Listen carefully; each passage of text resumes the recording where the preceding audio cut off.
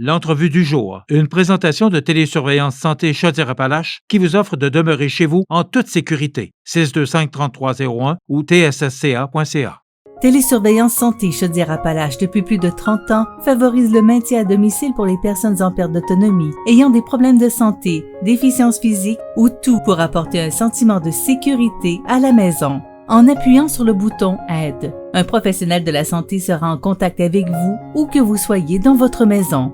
Télésurveillance Santé Chaudière-Appalaches pour demeurer chez soi en toute sécurité. 625-3301 ou tssca.ca. Ma prochaine invitée, je suis vraiment heureux de l'avoir avec nous aujourd'hui, Madame Catherine Audrey-Lachapelle. Bonjour Catherine. Bonjour. Bienvenue chez nous, bienvenue à CMA TV. Merci beaucoup, ça me fait vraiment plaisir de vous parler. Catherine, je suis certain que les gens ont reconnu immédiatement votre visage. Récemment, et depuis quelques années, on vous a vu dans le téléroman District 31. Oui, ça l'a fait 5 ans que je participais à ce beau projet-là, cette belle famille-là. Et puis, c'est quand même une belle aventure quand même pour quelqu'un qui était supposé être là pour un seul épisode, une seule petite scène après 5 ans, hein, finalement. Alors, naturellement, comme comédienne, Virginie Francoeur, peut-être pour les habitués de District 31. On vous a retrouvé morte là, avant de terminer la série, avant les fêtes. Qu'est-ce que ça fait, d'abord, de terminer une expérience comme District 31?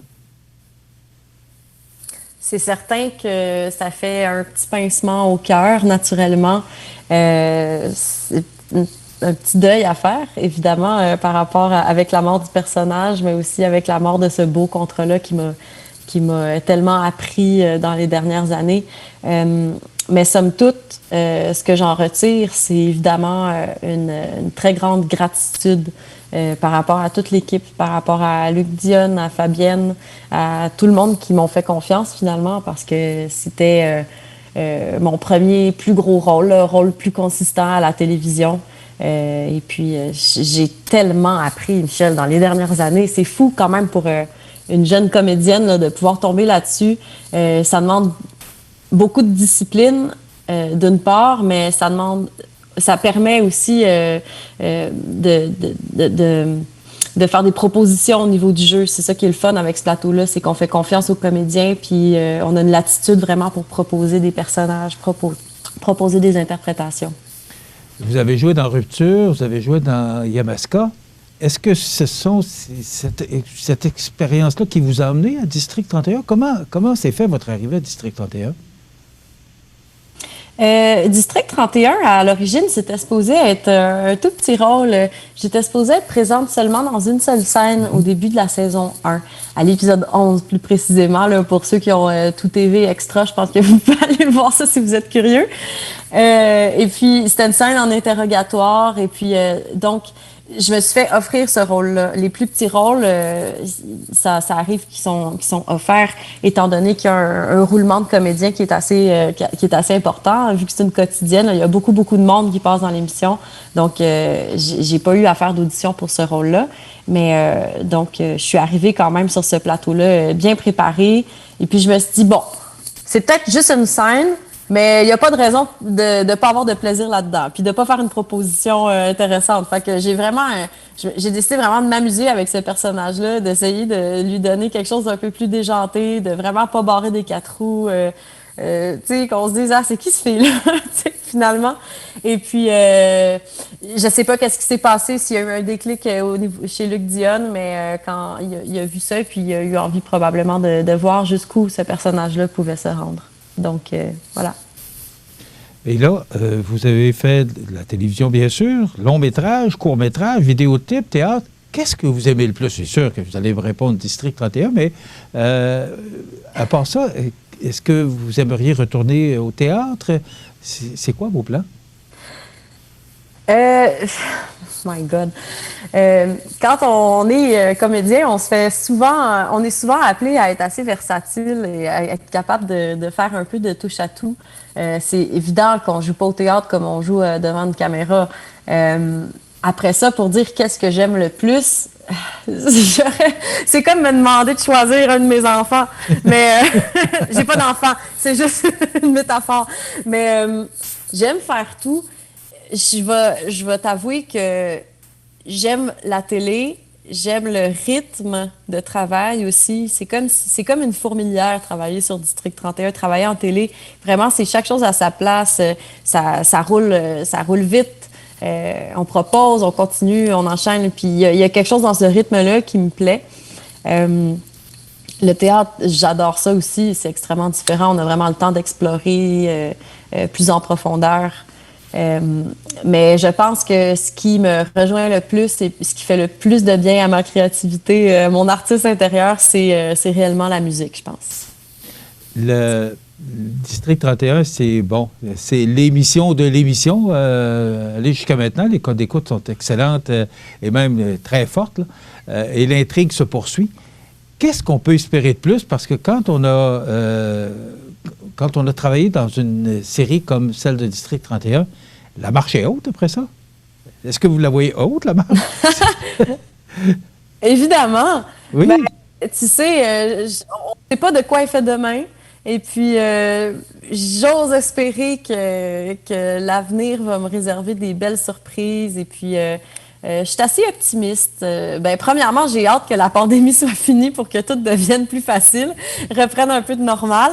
Mais somme toute, je reste optimiste, malgré le fait que District 31, évidemment, c'est un beau projet, c'est beaucoup de visibilité. Mais c'est ça, j'essaie de voir ça d'un œil positif. Et puis, je me souhaite des beaux rôles en 2021, puis je me souhaite mon rêve, là, je pense que ça serait, je sais pas s'il y a des producteurs ou des auteurs qui nous écoutent, là, mais un rôle musical, là, genre biographique ou quelque chose comme ça, là, de musicienne ou de chanteuse, là, ça serait quand même trippant. Votre rôle de Virginie Francoeur, parce qu'on parle toujours de District 31, était un rôle quand même assez spécial. Comment vous avez trouvé ce rôle-là? Parce que vous l'avez quand même très bien joué. Comment vous l'avez trouvé? Comment vous avez... parce que, bon, c'était peut-être pas un rôle facile aussi. Est-ce que ce personnage-là a été difficile pour vous à interpréter ou vous avez tout de suite rentré dedans? C'était très, très facile et très, très, très plaisant, très gratifiant et un peu exutoire aussi, hein? Il y a quelque chose dans ce personnage-là. Ben, naturellement, quand on interprète, quand on joue, on va puiser l'énergie du personnage en soi. Fait que, oui, d'une part, c'est un peu un rôle de composition parce que le personnage est assez loin de moi, mais il y a quelque chose au niveau de l'énergie qui me rejoint. Tu sais, Virginie Francoeur, c'est un personnage qui est très expressif.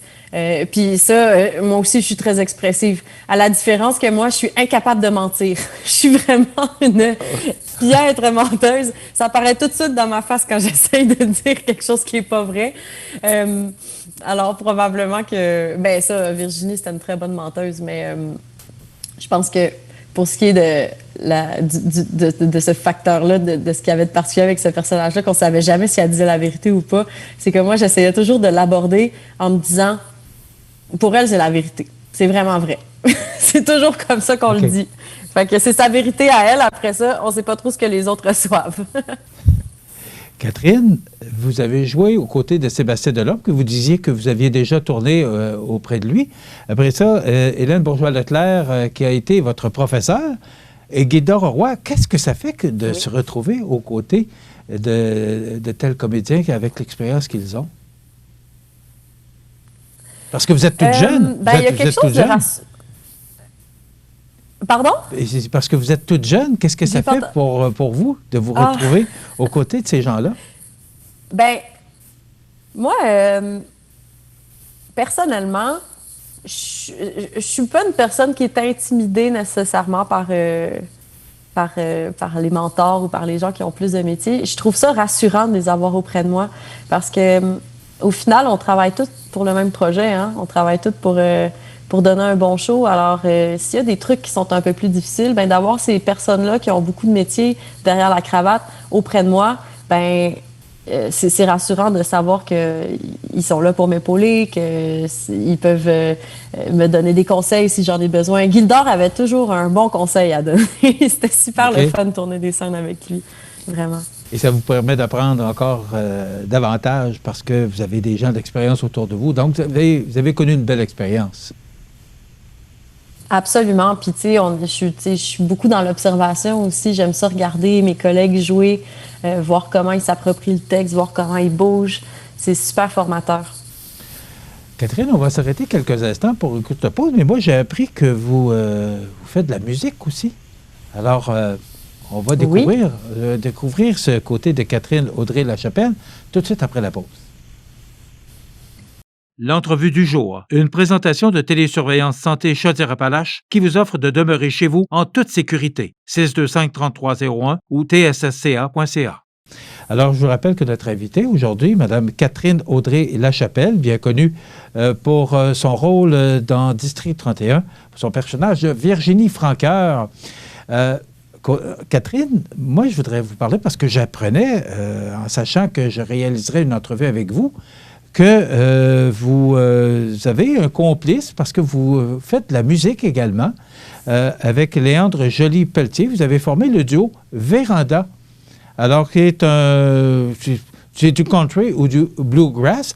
Racontez-moi un peu comment est-ce que c'est vous avez développé ça jeune ou c'est tout nouveau ce côté amant de la musique? J'ai toujours baigné dans la musique. Là, ça fait quelques années que je fais ça de façon un peu plus professionnelle, mais disons que ma rencontre avec Léandre, qui est aussi mon conjoint, je tiens à le mentionner parce que c'est mon collègue dans Véranda, mais c'est aussi mon amoureux dans la vie, on habite ensemble. Cette rencontre-là, ça a été tout à fait fortuit et puis on s'est rencontrés en fait dans un bar qui s'appelle le Barfly, qui est un peu... c'est un peu un bar mythique pour les mélomanes, les gens qui aiment la musique acoustique, le bluegrass plus précisément. Dans cet endroit-là, à tous les dimanches, les musiciens se réunissent pour un micro ouvert où puis là tout le monde se partage, tout le monde joue ce style musical-là, joue le répertoire bluegrass. Alors moi je suis allée là pendant je pense 8 ans à peu près là. J'étais toujours assise dans le fond avec mon petit verre puis j'observais puis j'apprenais puis je découvrais ce style musical-là que je trouvais absolument fascinant parce que bien que l'instrumentation soit simple, il y a quelque chose qui est tellement complet dans le son. C'est comme si toutes les fréquences, tout était à sa place et puis ça remplit l'espace et puis ça nous habite. C'est vraiment c'est fascinant s'il y en a qui sont intéressés. Le style, c'est du bluegrass et puis moi, j'adore ça. Donc, Léandre, lui, était sur scène pendant toutes ces années-là. Et puis, c'est comme ça qu'on s'est rencontrés. On est devenus des amis. Et puis, à un moment donné, j'ai eu envie, moi aussi, peut-être de monter sur scène et puis de jouer des chansons de ce style-là. Et puis, Léandre m'a un petit peu m'a épaulé là-dedans. On a commencé à jouer de la musique ensemble, à monter des chansons et à jouer dans les micros ouverts à cette place-là. Et on est devenus des amis. Et puis, rapidement, on s'est fait confiance musicalement assez pour se partager nos compositions, puis pour avoir envie d'écrire ensemble aussi. Et puis, c'est un petit peu comme ça que Véranda est née. Donc, c'est vraiment un style, c'est vraiment un groupe avec lequel on s'amuse à explorer ce qui nous habite comme influence musicale. Donc, autant le bluegrass, comme j'ai dit, que le vieux country, donc ce qui s'est fait plus avant 1965, là, avant que ça soit trop branché, là, mettons. Et puis, à part ça, on aime beaucoup le folk, la musique traditionnelle. Alors, on a vraiment dans ce projet-là un amalgame de tout ce qui nous fait vibrer. Est-ce que ce sont des compositions? Oui, on a sorti 2 EP, c'est des mini-albums. Un premier qui s'appelle Woodland Waltz, qui est sorti en 2019 et puis qui était vraiment collé sur le style bluegrass, donc en anglais. 6 chansons originales. Ensuite, l'année d'après, donc début 2020, au tout début de la pandémie, un super timing, Michel. On a sorti notre 2e mini-album, qui est un peu le pendant francophone de Woodland Waltz. Donc, cette 2e EP-là s'appelle Yodel Bleu. Et puis, c'est 6 chansons en français qui explore un peu le même amalgame de styles, mais dans la langue de Molière. Nous, on a la vidéo de Tempête du siècle qu'on pourrait faire entendre, juste quelques notes pour montrer à nos téléspectateurs ce côté qu'on ne vous connaît pas. Puis après ça, on peut revenir justement pour parler de votre avenir dans la musique, pour avenir musique ou théâtre. Moi, j'ai hâte de savoir exactement où on pourra revoir Catherine. Alors, on écoute Tempête du siècle avec Léandre Joly-Pelletier et Catherine Audrey-Lachapelle.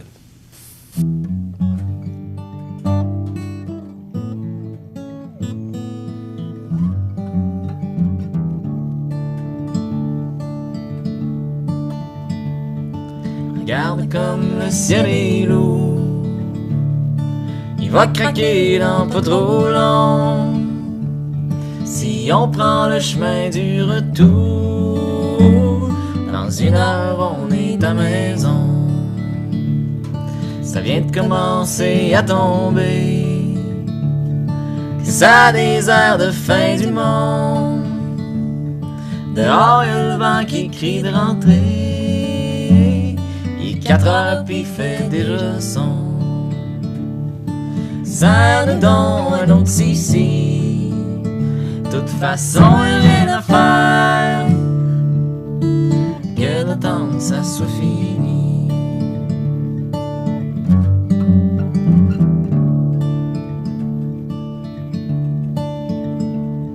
La fenêtre est peinte de givre.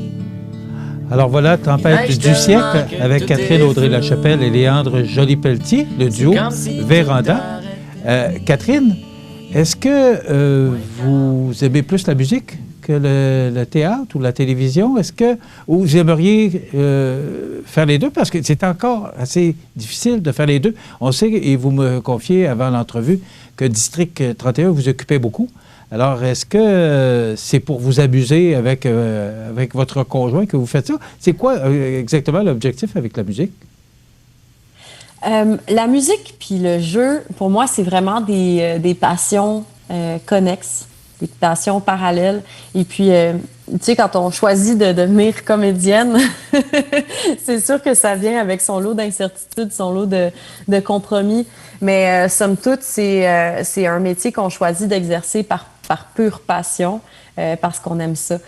Et puis, c'est la même chose pour moi pour la musique. Donc, j'ai décidé de vivre de mes passions. Et puis, pour le moment, ça fonctionne très bien. Alors, pour vrai, là, je souhaite de tout mon cœur pouvoir faire les deux de façon professionnelle, toujours, toute ma vie en parallèle.